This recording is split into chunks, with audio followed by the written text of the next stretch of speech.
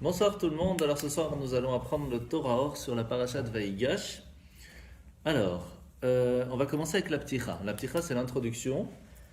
De quoi parle la parasha? Bien sûr on en a parlé mardi, mais là on va voir un détail assez intéressant qu'il y a dans la parasha. Vaïelaket Yosef et kol hakesef aninsa beretz Mitzrayim. Voici que Yosef il a pris tout l'argent qui se trouvait en Égypte, mais pas seulement en Égypte, un peu partout en fin de compte parce qu'il y avait la famine dans le monde. Vayave Yosef et hakesef beta paro. Il a réussi à ramener Yosef tout l'argent dans la maison de Pharaon. Et tout ça pourquoi? Pour pouvoir en fin de compte que quand les Juifs vont venir, eh bien, ils vont pouvoir partir avec cet argent plus tard à la sortie d'Égypte. Mais ici, les Chachamim vont nous dire un grand secret. Ine amrou Chazal, Shalosh matmoniot itmin Yosef. Il a caché 3 grands trésors, c'est-à-dire qu'il a pris énormément d'argent et son argent personnel, il a réussi à en faire 3 trésors séparés. Mais des trésors, tu ne peux pas t'imaginer de combien on parle là-bas. Ouais. Et qu'est-ce qu'il en a fait? Il les a cachés. Echat nidgela le Korach. Le premier a été réussi à être découvert au moment de Korach. Tu sais, Korach, c'est celui qui s'est rebellé contre Moshe dans le désert. Et en fin de compte, la terre s'est ouverte et il est tombé dans le gouffre. Alors lui, il était extrêmement riche. Comment et pourquoi? Tout simplement, il a réussi à trouver un des trésors cachés de Yosef. Echat nidgale le Antoninus. Il y en a un qui a été retrouvé par Antoninus, donc c'est au moment des Romains. Ve'echat gnuza le tzadikim l'atid lavo. Et le troisième sera pour les tzadikim plus tard dans le monde futur. Pour pouvoir être tranquille et profiter de la Torah tranquille, il y aura un trésor inimaginable qui sera dévoilé. Alors, Léavin et En Lamazé, dans ce monde. oh, ici, mais Lamazé. plus tard, quand plus Mashiach tard. va venir. Hmm. Alors, Léavin, c'est pour comprendre ça, une active orzaroua la tzadik. Le rabbi nous dit donc c'est l'Admor Zaken dans le Torah, il nous dit, pour comprendre de quoi on parle dans ces trésors, ici, bien sûr, c'est vrai qu'on parle des trésors physiques, mais il y a aussi un trésor spirituel qu'il a caché. De quoi on parle? On peut comprendre ça par un verset. Or zarwa la tzadik, que l'on dit, on chante souvent à Rosh Hashanah et Kippour. Or zarwa la tzadik ou leishchelef simcha. Alors, qu'est-ce que ça veut dire or? Donc c'est une lumière. Zarwa, ça vient du mot zoréa qui veut dire il a planté. La tzadik pour le tzadik. Alors, de quoi on parle ici? C'est tout ce qu'on va voir ce soir. Veyadoua de'ainu prinat or kadma'a de'ave nair miyaspe alma ad yaspe alma. Ici, on parle de la lumière qui était avant même, entre guillemets, la création du monde. Mais en fait, on parle ici de la première lumière qui était au moment de la création. Tu sais, quand c'est le premier jour, Hachem il a créé le monde et il a fait la lumière. Cette lumière, elle était trop forte pour le monde, donc il l'a cachée et on va pouvoir en profiter que quand Mashiach va venir. Quels sont les trésors que Yosef a cachés? C'est une certaine lumière spirituelle et on va essayer de comprendre de quoi on parle. Ok? Alors on y va. D'abord, quand on parle de caché, ce trésor qui a été caché, le mot caché en hébreu ici est utilisé par le mot gniza. Le mot gniza, c'est aussi, tu sais, quand quelqu'un il a des choses en hébreu, des livres, etc., qui sont déchirés, qu'il ne peut plus utiliser. On ne peut pas jeter à la poubelle, donc on met dans une gniza. Donc on va l'enterrer dans un cimetière, etc. Eh bien, ce mot gniza, qui veut dire enterrer, caché, est utilisé ici. En fait, qu'est-ce qui est ganouz? Qu'est-ce qui est vraiment caché? Alors, c'est écrit comme ça dans le Perek Aleph, Dine ba'avadat Hashem imtsa bet prinot ou madrigot ba'avat Hashem. Il y a 2 grandes lumières qui sont cachées, ou pas, qui sont appelées l'amour de Dieu. L'avat Hashem, c'est bon? Ok, super.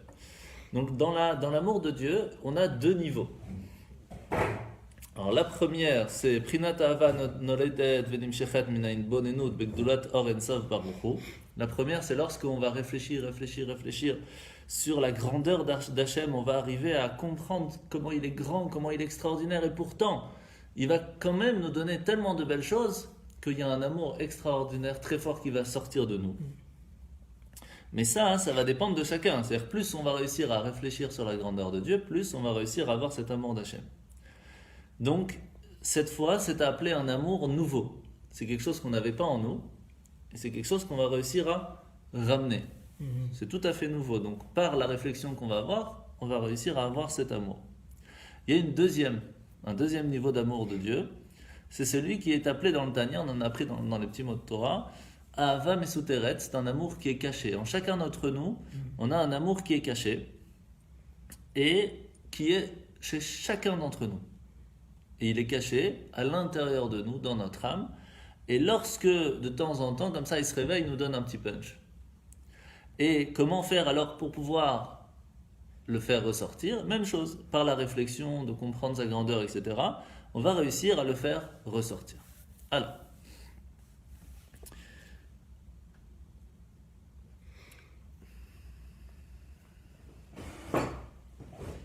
comment on peut comprendre ces deux sortes d'amour? Si de toute façon on fait de la réflexion et puis il ressort, bah c'est le même en fin de compte. En fait, non, c'est pas du tout le même. Parce que il y a deux sortes d'amour. Il y a l'amour qui est entre une personne et son ami, une personne qu'on connaît, etc., qui est nouveau et donc qui vient de la réflexion parce qu'on s'entraide, parce qu'on est là, etc. Alors il y a un amour qui se crée. Ça, c'est un amour nouveau. Il y a l'amour qui vient entre les enfants et les parents. Là, c'est pas nouveau, c'est quelque chose qui est ancré à l'intérieur, mais il faut travailler de temps en temps pour le faire ressortir. Quand on fait une belle action, quand on est sympathique, etc., ça fait ressortir quelque chose qui était déjà à l'intérieur. À la différence d'entre deux amis, c'est quelque chose de nouveau qui a été créé. Donc c'est deux amours qui sont bien différents. Donc ça veut dire que par rapport à Hachem, qui est notre Père aussi, on a ces deux amours. On a l'amour qui est nouveau, qui se travaille, et puis on a l'amour qui est ancré. Alors qu'est-ce qui est le plus fort? Difficile à dire. Alors on va voir tout de suite. Dans le Périkvet, dans le chapitre 2, on voit que c'est écrit comme ça. Nichnas yain yatsa sod. Alors c'est un grand truc qu'il faut apprendre aux jeunes. Quand on boit du vin, le secret sort. Donc il faut faire attention quand on boit parce que tout ce qu'on a comme secret, tout peut sortir. Maintenant, qu'est-ce que ça veut dire que Nichnas yain yatsa sod? Comment est-ce que la Torah nous explique cette phrase? L'amour caché qu'on a en nous, qui est à l'intérieur de nous, ça c'est le secret, c'est le sod. Et comment faire sortir ce sod? Par le vin. Et c'est quoi le vin? La nourriture spirituelle, peut-être. Oui, mais c'est quoi le vin? C'est la Torah. Oui. Mais on sait très bien que la Torah est comparée à l'eau, pas au vin. Aussi, elle est aussi comparée à l'huile. Elle est comparée à trois liquides, en fin de compte, la Torah. À l'eau, au vin et à l'huile. Quels sont les niveaux différents? En fait, c'est très simple. Lorsqu'une personne, elle apprend la Torah comme de l'eau, c'est-à-dire que c'est quelque chose qui est vital pour lui. C'est un minimum. Sauf qu'il n'y a pas de goût dans l'eau. C'est vital, mais il n'y a pas de goût. C'est-à-dire que ça peut très bien arriver à une personne qui va étudier tout le temps, va écouter les petits mots de Torah, elle va venir au cours, etc. Il va vivre avec la Torah qu'il étudie, mais il ne va pas ressentir un kiff tellement. C'est vital, mais ça s'arrête là. C'est comme une personne qui sait qu'il faut qu'il mange, donc il mange. Pas spécialement pour le kiff, c'est pas spécialement avoir le meilleur des restos, la meilleure préparation. Il a besoin de manger, il mange. Il a besoin d'étudier, il étudie. Il fait sa petite prière le matin, il va son petit chiour de temps en temps. Tout va bien. Mais ça ne s'appelle pas avoir un kiff de l'étude de la Torah. Il y a une personne qui va aller plus loin. C'est aller étudier le vin. Le vin, c'est déjà un plus. C'est pas obligatoire, c'est un plus. Et il y a un kiff dans le vin. Ça fait sortir des émotions, on est joyeux. Donc ça, c'est quand une personne elle va étudier la Torah vraiment avec le kiff, avec un goût. Et donc c'est pas le même. Alors l'huile, on va pas l'apprendre aujourd'hui parce que c'est plus par rapport à Hanouka, mais on n'est pas très loin. C'est quand une personne elle va être imprégnée par son étude, comme l'huile, quand elle s'imprègne, elle reste, on peut plus l'enlever. C'est un niveau un petit peu plus haut encore. C'est plus haut que le vin, mais c'est pas quelque chose qui se boit, c'est quelque chose qui doit se mettre dans quelque chose pour pouvoir y mettre. Donc c'est encore un niveau différent. Mais là on va parler de l'huile. Nichnas yain yatsasod. Pour faire sortir l'amour caché qui se trouve à l'intérieur de la personne, il faut étudier la Torah, mais d'un niveau de vin. C'est-à-dire qu'il faut l'étudier avec kiff. Il faut que ce soit un kiff, il faut que ce soit une joie de l'étudier, pas simplement de façon vitale. Alors, en fin de compte, maintenant qu'on a compris que pour faire sortir cet amour caché, il faut avoir une certaine compréhension de ce qu'on étudie. Qu'est-ce qui est plus grand, en fin de compte? Celle qui est nouvelle, celle qu'on a réussi à faire de nous-mêmes, ou celle qui est cachée? Alors on pourrait penser que la nouvelle est plus grande, parce qu'il y a un effort derrière quand même. Et c'est vrai en soi. parce qu'il y a quelque chose de plus entre une personne, deux amis qui ont travaillé pendant des années pour être des amis, ils sont entraînés tout le temps, tout le temps, tout le temps. Cet amour, elle est forte. Et pourtant, un amour entre un père et un fils, c'est pas comparable. Quoi qu'il se passe, c'est jamais comparable. Pourquoi? Parce que c'est quelque chose qui est ancré à la personne, et lorsqu'elle jaillit, elle est plus grande que tout. La même chose. C'est vrai qu'une personne, lorsqu'elle va réfléchir sur la grandeur d'Hachem, elle peut arriver à un nouvel amour, quelque chose de très fort, mais ça même qu'elle va réussir à s'attacher à Hachem parce que c'est notre Père, rien que ce niveau-là, il est plus fort que tout. Ça, c'est l'amour caché qu'on a en nous et qui peut nous aider à chaque instant. Et c'est pour cela aussi qu'elle est cachée. Parce que très généralement, quelque chose qui est tombé très très bas, c'est parce que sa source est très haute. La même chose, puisque l'amour qu'on a nouvelle, elle est entre guillemets facile à trouver, puisque c'est de nous, c'est de notre effort à nous, donc c'est quelque chose de nouveau. Sa source n'est pas si haute, elle est très haute, mais elle n'est pas si haute par rapport à quelque chose qui est tombé très bas qu'il faut aller trouver, elle est cachée, elle est enterrée, donc il y a du travail à faire pour la faire ressortir. Quand on la fait retrouver, elle retourne à sa source qui est à un niveau extraordinaire.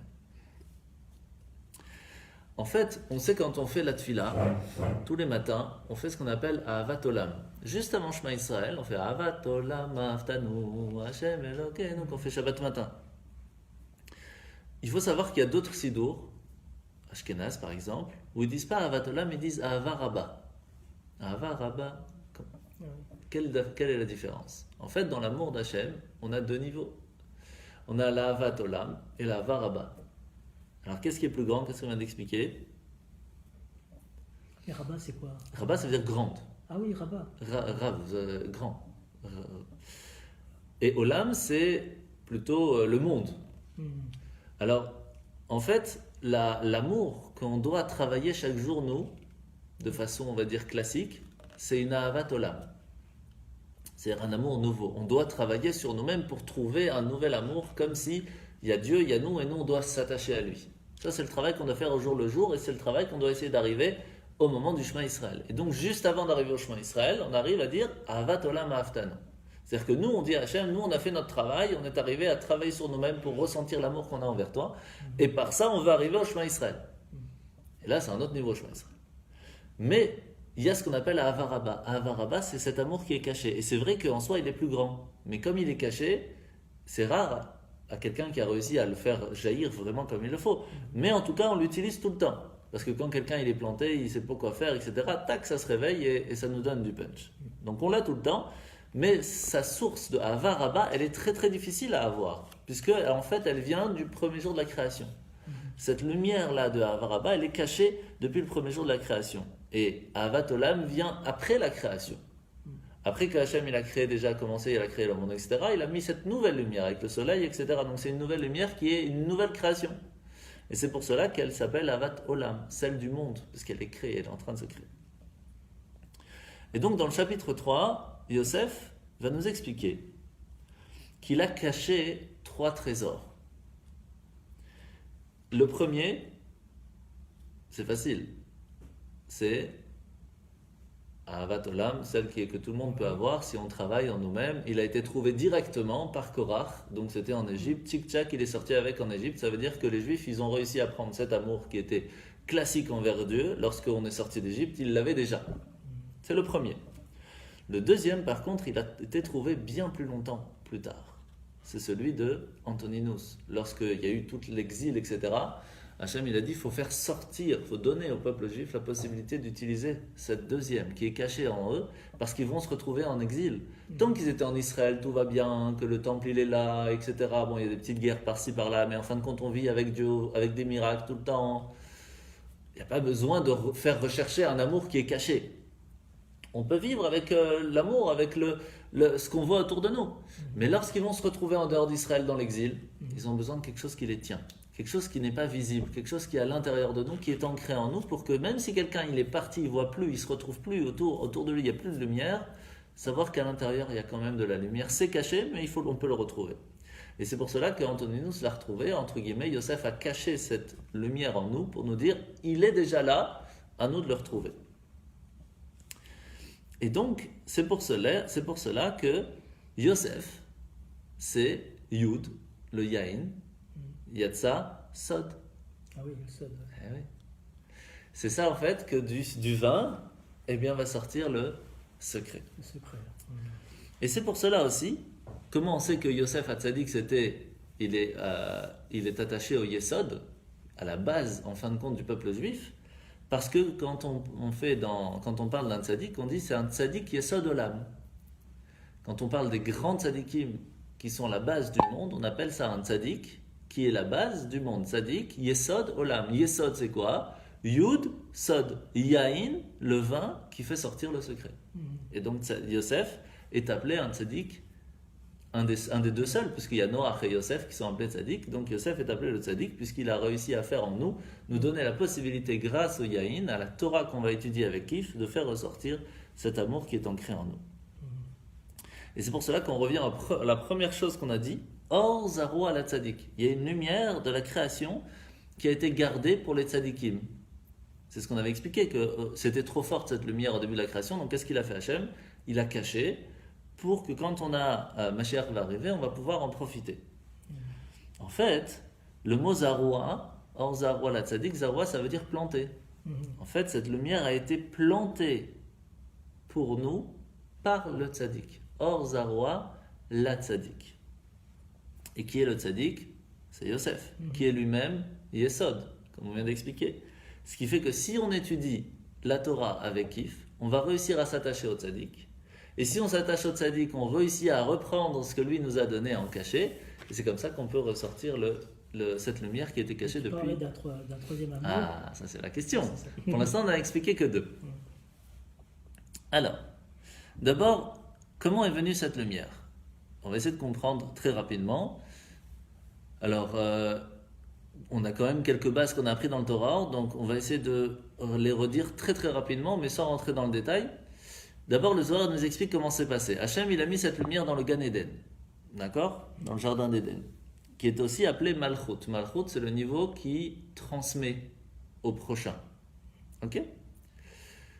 Qui fait que le Malchut peut vivre? Qui donne la lumière à la royauté divine qui permet en fin de compte de nous donner la vitalité? Juste avant Malchut, il y a quoi? Tu sais, il y a Chokhmah, Bina, Da'at, Chesed, Gvura, Tiferet, Netzach, Od, Yesod, Malchut. Donc c'est qui juste avant Malchut? C'est Yesod. Et Yesod c'est qui? C'est le tzaddik, c'est Yosef HaTzadik. Donc en fin de compte, Yesod, le tzaddik, c'est le jardinier du jardin d'Éden. C'est lui qui arrange que le jardin soit bien pour pouvoir donner les fruits au prochain. Et donc, Yosef, le tzaddik, est appelé le jardinier du jardin d'Éden parce qu'il a pris cette lumière qui lui a reçue d'avant, il le transmet à Malchut qui lui va nous le transmettre. Et là, on va avoir un petit souci dans cette histoire. Parce que maintenant qu'il a planté cette lumière dans le jardin d'Éden et qu'elle a commencé à grandir, elle était dans le jardin d'Éden. Donc le jardin d'Éden, il nous transmet ça. Malheureusement, depuis la destruction du temple, on n'a plus de lien tellement grand avec le jardin d'Éden. Le tzaddik lui-même ne peut plus rentrer dans le jardin d'Éden pour y travailler. Il ne peut plus profiter de cette lumière. Pas en tout cas avec le corps, avec l'âme peut-être, mais pas avec le corps. Ce qui fait que il ne peut plus planter là-bas. Donc comment il fait alors pour nous donner à nous? On est embêté. Alors de là, on va apprendre qu'il y a deux façons comment on peut avoir des fruits. Il y a deux sortes d'arbres, de fruits. Il y a des arbres qu'il faut replanter tout le temps. Comme par exemple le blé, l'orge, tout ça. Chaque année, il faut remettre encore et encore pour pouvoir ramener quelque chose de nouveau. Il y a des arbres par contre qui poussent d'eux-mêmes. À partir du moment où on les a plantés une fois, ça pousse. En fait, le jardin d'Éden, puisqu'il a déjà été planté la première fois par Yosef, par le tzaddik entre guillemets, qu'il a reçu cette lumière qui va après être transmise à nous, cette lumière continue de nous être donnée automatiquement, sans spécialement avoir été donnée, plantée. Et donc, c'est pour cela que on continue à recevoir cette lumière. Mais par contre, il y a les nouvelles qui doivent être replantées chaque année, ça on les a pas. Et ça c'est embêtant. Alors pour comprendre ça, il faut comprendre qu'en fait, il y a ce qu'on appelle le Kavechut. Donc il y a Hachem tout en haut, il va envoyer une lumière qui est trop grande, il va dire on va la limiter. Donc on va commencer ici, Mais on va la finir ici. Il y a un filtre, donc de là, la lumière, elle est comme ça, et puis elle se filtre pour qu'elle soit en bas, juste là. Tout en haut, entre guillemets, pas vraiment tout en haut, mais il y a un moment où c'est le jardin d'Éden, qui va en fin de compte filtrer pour être un plus petit jardin. Plus petit jardin, blablabla. Ce qui fait que quand on arrive dans ce monde, on a un jardin autour de nous. La terre, c'est un jardin, elle donne des fruits. Les humains donnent des fruits, permettent d'avoir d'autres enfants qui peuvent eux-mêmes avoir d'autres enfants. Et chaque action permet d'avoir une autre action. C'est pour cela qu'une mitzvah amène une autre mitzvah, mais aussi une bêtise amène une autre bêtise. Donc en fin de compte, on est aujourd'hui dans un jardin. Malheureusement, il n'est pas toujours Éden, mais il y a un jardin. Donc, maintenant qu'on a compris ça, les lumières qui étaient dans le jardin d'Éden, qui sont automatiques, ils continuent d'arriver jusqu'à notre jardin, donc ils sont cachés en nous. À nous de les faire sortir. Mais nous, on doit planter quand même. C'est à nous, dans notre jardin ici-bas, dans ce mini-jardin, on doit planter aussi des nouvelles. Et puis, comment on fait ça? Eh bien, de façon spirituelle, il y a deux façons de planter. Il y a celui qui va travailler la réflexion pour avoir une nouvelle amour en Hachem, celle qu'on doit travailler chaque année, qu'on doit replanter tout le temps. Et il y a celle qui est simplement pour faire ressortir ce qui est déjà en nous. Alors, mais si elle est déjà de toute façon en nous, ça pousse tout seul, pourquoi est-ce qu'on devrait la travailler? Parce qu'on ne la trouve pas directement. Pourquoi? Si elle est de toute façon ici. En fait, comme on est en exil, elle aussi, cet arbre-là, entre guillemets, il est aussi en exil. Et donc, qu'est-ce que ça veut dire qu'il est en exil? Il est caché autour de plein de branches, plein de buissons, plein de pics. Et un jardinier, il est là pour faire quoi? Pour enlever les mauvaises herbes, pour pouvoir faire ressortir la rose ou les fruits qui sont ici. De la même façon, nous aussi, on doit couper les mauvaises herbes qu'il y a autour de nous, ce qui veut dire toutes les choses interdites. On enlève toutes les choses interdites, ce qui permet de faire retrouver ce fruit qui est déjà en nous, en fin de compte. Alors, pourquoi est-ce qu'on aurait besoin du jardinier aujourd'hui?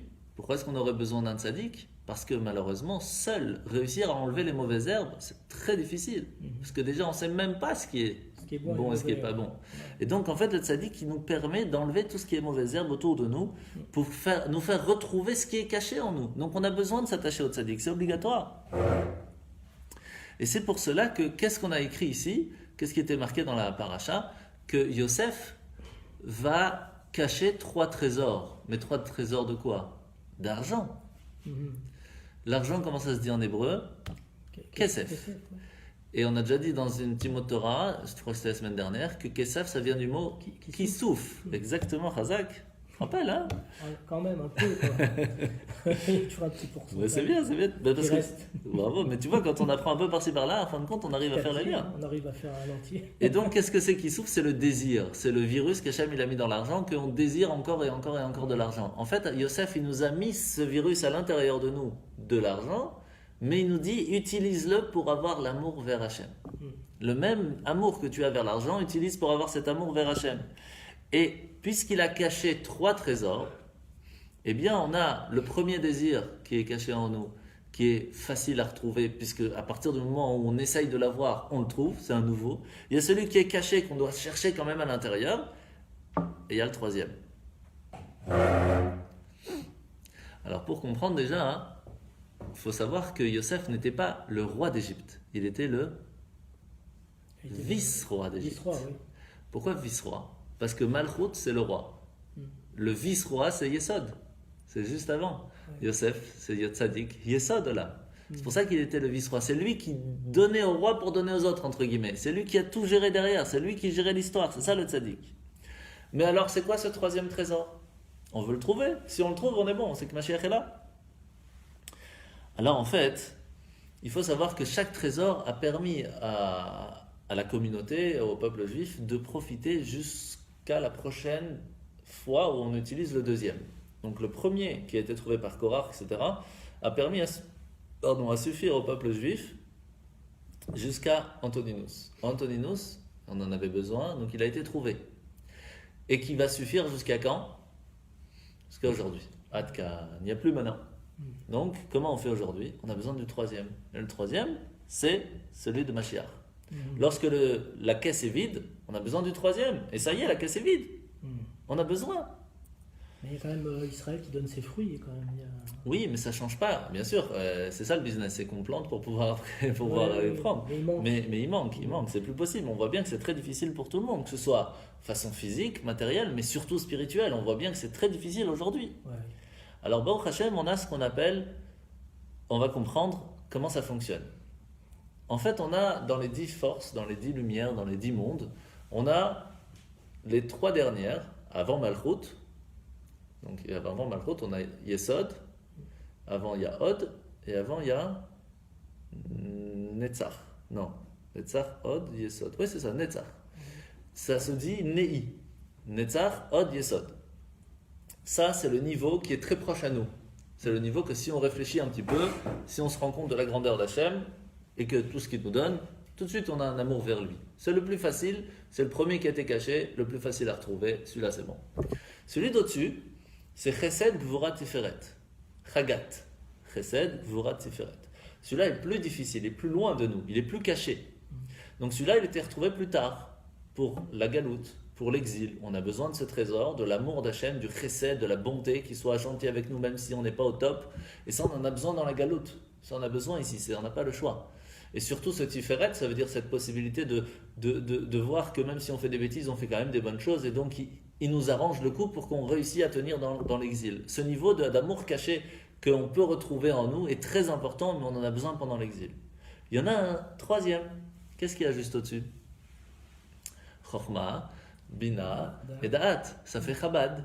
Ah oui. Et donc le troisième, celui qui est caché, celui qu'on en a besoin pour Mashiach, c'est Chabad. Ah oui. C'est Chabad, c'est pas compliqué.